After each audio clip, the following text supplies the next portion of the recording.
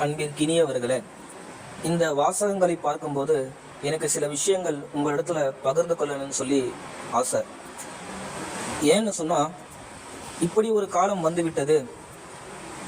இரத்த உறவுகளாக இருந்தாலும், சொந்த பந்தங்களாக இருந்தாலும், கட்டின மனைவியாக இருந்தாலும், நண்பர்களாக இருந்தாலும், காசு எவரிடத்தில் இருக்கின்றதோ, யாரிடத்துல தேவைகள் இருக்கின்றதோ அவங்களிடத்துல மாத்திரமே ஒட்டி பழகுறாங்க, மற்றவர்களிடத்துல வெட்டி வாழ்றாங்க. நபிகள் நாயகம் ஸல்லல்லாஹு அலைஹி வஸல்லம் அவங்க சொல்லுவாங்க, உங்களுடைய ஆயுட்காலங்களை அதிகப்படுத்த விரும்புகிறீர்களா? உங்களுடைய வாழ்க்கையில பர்க்கத்தை நீங்கள் விரும்புகிறீர்களா?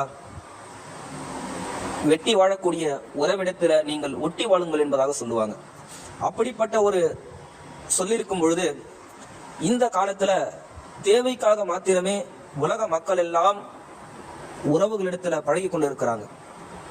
ஒரு இமாம் அவர்கள் அழகாக சொல்லுவாங்க, ஒருவரிடத்தில் நீங்கள் காசு இருக்கிறது, பதவி இருக்கிறது என்பதாக நீங்கள் பழகும் பொழுது அல்லாஹ் அந்த நபரை தேவைக்காக பழகிய நபர் மூலமாக கேவலப்படுத்துவான் என்பதாக சொல்லுவாங்க.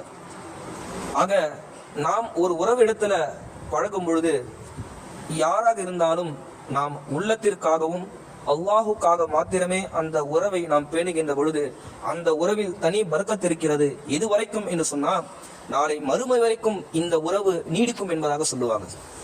ஆக நாம் அல்லாஹுக்காக மாத்திரமே ஒரு உறவை பேண வேண்டும். இன்ஷா அல்லாஹ் நாளை மறுமை வரைக்கும் அந்த உறவை கொண்டு செல்ல வேண்டும். அல்லாஹ் நம் அனைவர்களையும் ஒற்றுமையோடு வாழக்கூடிய தௌஃபீக் தருவானாக. சுப்ஹானக லா இல்ம லனா இல்லா மா அல்லம்தனா இன்னக